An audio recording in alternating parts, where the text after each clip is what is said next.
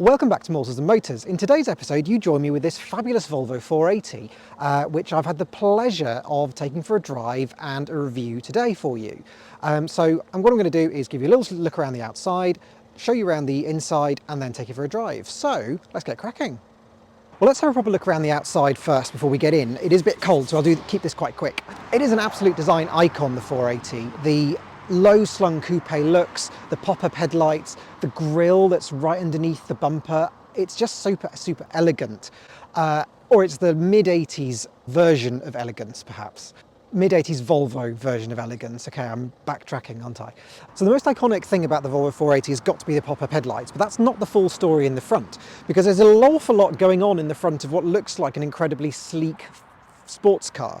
So not only have you got the main headlights here in the pop-up binnacles, you've also got some specially engineered flasher light there, so you can flash at traffic coming towards you if you want to let somebody through without the pop-ups having to pop up, because obviously that would take up too much time when you were flashing. Volvo think these things through. That's just your driving light, so kind of a day running light. Obviously there's the indicator, and then down below there's a fog light. So there really is an awful lot going on. There's also what I love about the 480 is this kind of very hidden Volvo grille underneath the radiator grille, which I think is an absolute kind of triumph for the 480. I've seen some of the design mock-ups where they had trialled it up here, and it totally changed the look of the car. And the genius idea of moving it to underneath the bumper means that you can keep this kind of really smooth nose, which gives it that sleeker look that I think was in theory supposed to appeal to more buyers, but sadly not many people did buy them in the end.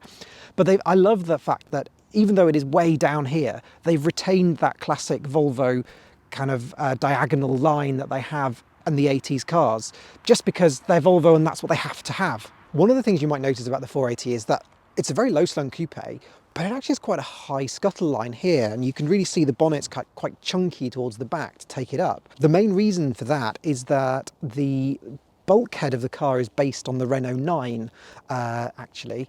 So they were kind of constrained by the fact that that was what they had, and so they had to kind of engineer a low-slung coupe around an ordinary hatch or saloon platform. That's not the only thing that's shared with Renault. There is under the bonnet a 1721cc Renault F-Series engine, which is seen in everything from a Renault 9 to a Volvo 340 and a myriad of others, a Clio, etc, etc.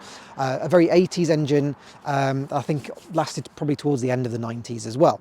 In this particular car, it's got a turbo attached to it, which takes it up from the sort of 102-ish horsepower that it would be normally to 118. Oh my goodness, the dizzy heights of 118 horsepower. That is a lambda symbol because Volvo in the early 90s, we were entering the world of catalytic converters, and Volvo's kind of explanation of a catalytic converter is that it had a lambda sensor, and it was a super exciting thing to have a lambda sonde. My dad had a 940 and that had lambda sonde written all over it. It was like as if it was this amazingly exciting thing. The only people who get excited about catalytic converters now are people who try and steal them from underneath Priuses. So let's go around the back of the 480. We have the very iconic frameless tailgate here, so it's just glass all the way to the edge, and lifts up with this handle here. It's quite stiff and reveals a moderate boot. It's really not very deep at all. It's enough for a couple of bags. Very high lip as well, which is, I suppose, a factor of the fact that it's simply the tailgate glass that lifts up rather than the whole thing. It apes the synergy of the design and continues that design language from the 1800 ES, which was then followed through into the C30 in the 2010s. What's in these cubby holes here? Let's have a look. Nothing. Probably space for a first aid kit or something like that. How terribly Volvo. Oh, ooh, that looks like a ECU of some kind. Let's not touch that. I would say that possibly explains a little bit of the 480's reputation for terrible electrics, because if they put the ECU within about 10 centimetres of a probably quite leaky tailgate. Let's have a look at the parcel shelves. This is like a parcel shelf on a roller. I've never operated one of these before. Let's see what happens. Oh, it's quite smooth.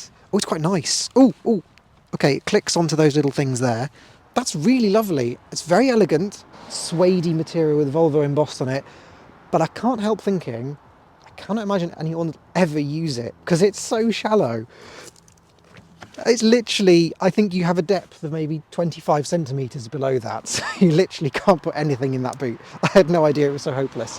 So let's have a look inside the 480. It's got very conventional door handles, but the lock is obviously up there, which is really, really unusual and is a real quirk of the 480. That's the little telltale to show that the door is locked and unlocked. The door card, it's large, and we have a nice little bit of carpeting there, but the rest of it's kind of this grey vinyl material. It's quite hard wearing because it's clearly in very good condition, except for the door pocket. Clearly made of very brittle 1980s plastic that's been kicked one too many times getting in and out of the car. There's a little tweeter here where the door handle is as well, which is quite nice. Stepping inside the 480, we are confronted with this massive dashboard that covers the sort of instrument cluster, stretches from the driver's side over here to well beyond the centre line of the car, which has got all your major controls to hand. One of the things I particularly love about this dashboard, which is very similar to the one in my 440, is the height of the radio. It's right there, to hand, just where your hand would be from the steering wheel. So it's perfect for changing radio stations. I always loved that. I never enjoyed cars that had them all the way down somewhere in the bottom of the dashboard, because you just had to take your eyes off the road, and I don't like that. Starting then from the right hand side, we've got a plethora of various air vents here. We've got the main one that I think can be directed at the driver just here. We've got a little shelf here which has got, I think, another air vent there, although I'm not entirely sure what that's purpose is. It looks like it's made of some sort of flocked material. It's very exciting. And above that we have another air vent here, which I think is to be directed towards the window. It's Air Vent City here, isn't it? Over on the passenger side, we've got the same two over there. We've got another one for the passenger's face there in the centre, and then this is the driver's one over here. It's a slightly unusual air ventage design. They're kind of thrown about all over the place. But having said that, it's very ergonomically sensible, because this central air vent that you might want to direct to your face as the driver doesn't pass your hand, so it goes straight to your face without sort of cooking or freezing your hand depending on the weather. Looking at the minor controls in the instrument cluster, so it's got this amazing kind of electronic trip computer. It's a very rudimentary trip computer, which has got all your kind of standard stuff that you would have, but it's very much kind of in that 80s mould of, oh my goodness, we've invented this, so let's just make it the most prominent thing on the dashboard. It's quite fun. But the speedo in the middle in that classic kind of mid-90s Volvo font, and a rev counter and a plethora of warnings on the top and the bottom for pretty much everything. There are some minor controls then to the right hand side of the steering wheel. We've got the heated rear window, fog light, and front and rear fog light, sorry, and they're a clicky one, so you click them once and the telltale light comes on, and you click them again and the telltale goes off. This is the light switch, which pops up the light. The steering wheel is a non-airbag steering wheel. Probably one of the last years that this was sold, it's about 92, was sold without an airbag. It really reminds me of a Ford Sierra steering wheel in terms of feel, size and shape, actually. You know, a late Sierra. And then the wiper indicators are the very standard way on both sides. Nothing wildly exciting about those. In the middle we've got the radio, which I mentioned already. We've then got some lovely gauges down there, including the turbo power boost gauge. Heater controls are very much Volvo of the 80s, which are sliders. So you've got your to the window, to the floor, and to the vents towards your face, and obviously just the heat transfer there. Away from that is the actual switch for the speed of the fan. That is your clock, a digital clock, very exciting. Hazard switch is kind of hidden away there behind the steering wheel. You can't really see it when you're driving. And then that is the control knob for the little information centre on the dashboard. So each of those little notches there corresponds to an area on the little gaugey thing over there. So you sort of twist it around. It's quite fun. It's very rudimentary and takes up an enormous chunk of the stuff that's on the car. I love this design, the way the door handle kind of sweeps into the bottom part of the fascia over there. I really like that. And then the top one sweeps into the top part of the fascia. It's really good with the carpeting in between. It's super elegant and does make the car feel something special. It really does. Let's have a look at the glove box. Tiny glove box, teeny tiny. You can fit some gloves in there. We have a sunroof in this particular car. The switch is kind of up there on the ceiling. Electric window switches are down here in the centre, which I don't like them down there because you can't really see them properly, but that is where they are, and those are the electric mirror adjusters as well. Got a little storage area cubby down there. This is the automatic gearbox selector, which obviously is PRND as usual, and then 3, 2, 1 to lock it in the lower gears if you want to. Down there we've got a little kind of ashtray and cigarette lighter, 2 little cubby holes, and hiding under there are the heated seat buttons, which is very good. Don't know what that button does. Might be a rheostat, not sure. Down on the right hand side of the driver's seat is the boot opener and the fuel opener, and this is the coolest thing I've ever seen. I think it's because you push it forwards to open the fuel flap and push it backwards to open the boot, which I think is kind of genius. The Volvo 480 has got some quite special back seats, so I think it would be rude not to try them. So the rear of the 480 is actually an incredibly pleasant place to be, because you have these 2 proper full-sized seats, as if they were front seats, but they're in the back. And you've even got this kind of armrest centre console thing in the back as well, like a mirror image of the one that would be in the front for the front passengers. It's an incredibly sophisticated piece of design, I think, because that gives you the impression that you're in something incredibly special and much more exotic than a Dutch-built coupe. In terms of kind of equipment and stuff that you have in the back, you've got a little ashtray there. We have a centre console here that I think opens with the key. I won't open it because it looks quite brittle and I might break it. We've got some quite large speakers, and we've got little storage bins here as well. Let's have a flick through the brochure. This is the 480 brochure for hopefully the correct year. Let's have a look. 92. Of course it is the correct year. Oh, and here's our car. Pretty much. Same colour and everything. Different wheels, but there you go. Oh, this actually is that's the optional airbag wheel that would have been on it if it had an airbag. What other exciting things we can do? Oh, we can go and walk down some steps in some fabulous 80s outfits. Oh, Volvo always loved their ignition switches are illuminated, so you can see where to point your key in the dark. And actually, I think that is a great idea. Oh, I'm such a Volvo geek, aren't I? I don't actually have a 480 brochure.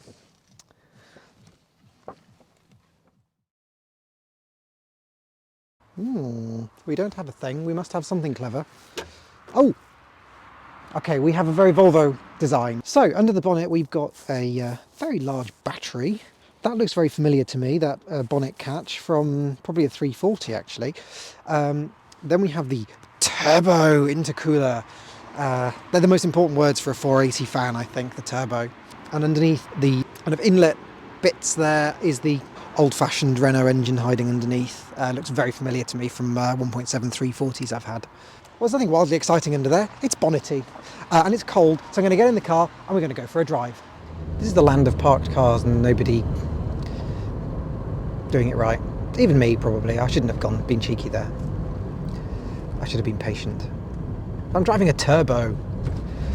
Driving impressions then of this Volvo 480. Well, so far I've driven it for a few minutes around town, and it feels very competent. I think that would be my kind of initial feeling of it. It has the right amount of power where you need it around town, certainly.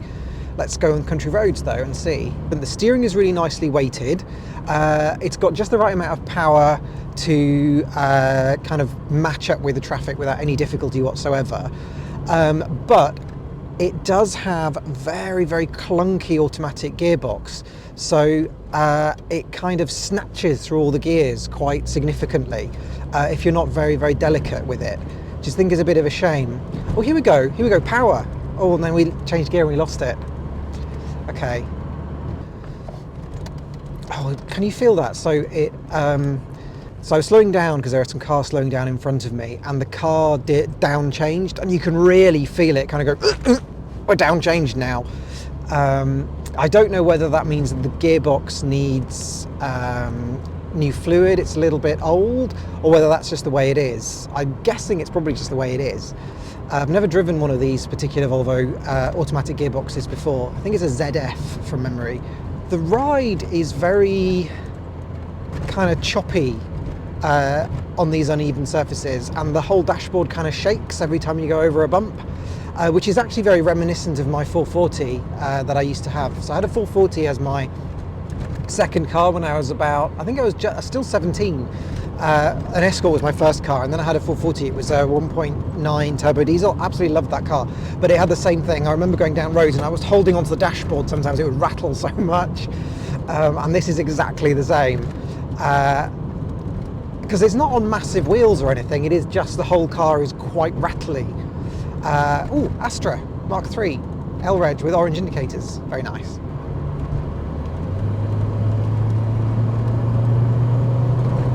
The 480 was launched in 1986, initially at the Geneva Motor Show, and it was Volvo's first foray into front-wheel drive, and it was also Volvo Netherlands, which I think were called Nedcar at the time.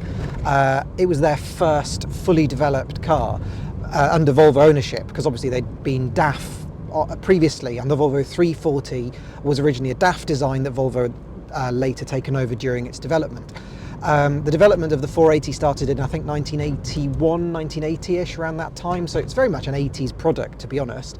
And you always forget in the UK that they were launched so early, because you think of the 440 and the 460, which were the more common cars that we had in Britain, as being very 90s cars. But actually, this was launched in 1986, which makes it slap bang a mid-80s car, really, and the 440 and 460 are no different. The other thing I've noticed with this car is the brakes are very spongy. And in fact, when I first started the car and put it into drive, so I obviously put your foot on brake, put it into drive, but I didn't really have my foot on the brake because the car started creeping forwards. So yeah, you need a really firm grip on the brake. Visibility is excellent. It's got such a large glass area, you can really see the whole way around. And the size of the car, it's so compact. It's so easy to place on the road, especially around where we've just been in the town there, where there are loads of parked cars. You just kind of thread around them quite easily. I like the steering. The steering is really, it's not overly assisted, which is usually the problem in Volvo power steering systems certainly from the 80s, that they kind of went for, you want assistance? We will give you all the assistance at all times. So it becomes super, super vague. And this really isn't. This is actually really, really direct, the steering. And it's Volvo's first front-wheel drive car. So you can kind of see that they actually bothered to engineer it quite well. Oh, you can feel all the plastic squeaking against each other. The quality aspect of the car starts to fall away, because you think that it's a nice compact little coupe and it should be quite tight and taut, and the steering gives you that tight and tautness, and the power delivery does to some extent, but the rest of the car doesn't. It's just quite rattly and wobbly, and yeah, I'm disappointed. It feels a little bit brittle, like an 80s car. It feels like you can't really touch things too much because they might just kind of pull off in your hand a little bit. And I really didn't want to feel that about this car, because it's not what the 440 felt like when I had it. That felt much more solid. The engine note is very strange as well, because this is a 90s car, but you can just still hear that kind of sewing machine sound coming from that Renault engine that, again, kind of, it builds up this illusion of a fabulous little sporty coupe. But you've got a 1.7 Renault engine that you get in a Renault 9 up front with its little tappets bouncing along. It's a bit of a mix, this car. It really is. Oh, it does go around a corner quite well though. Like when it's a smooth road, it grips nicely. It's that front-wheel drive. I haven't driven a front-wheel drive Volvo in a long time from this kind of era. And it does give you that nice front-wheel drive grip. Like I could never go around that corner in my 340 in any way. Oh, power please, come on, give me some power, come on, come on, come on. Okay, yeah, that's where the automatic gearbox. We were just going round a lovely corner with a slight uphill straight after that, where third gear would have been fantastic, because it would have given you that little burst of performance you needed to get out of that corner and up that hill with fun, and it hasn't given it to me, because that auto box is deciding what to do instead of me. It's such a compromise. Well, I hope you've enjoyed this little look around the Volvo 480. I've certainly enjoyed my time with it, even though I think fundamentally it is flawed in a lot of ways.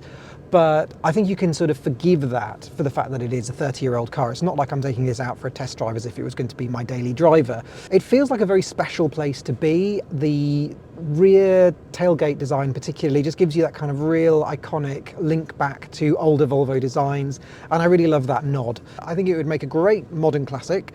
It seems to be very reliable, it's easy to live with, I think, and easy to drive. So I think that It's got that 90s car feel in that it feels the kind of car you could jump into and do 250 miles without having to think about it very much. Coupled with that kind of quirkiness of the design and that kind of nod to the 1980s in terms of kind of the turbo and the computerized dashboard and the rattly plastics, just give you that enough interest to make it feel like it's got a soul. So there you go, that's my conclusion on the Volvo 480.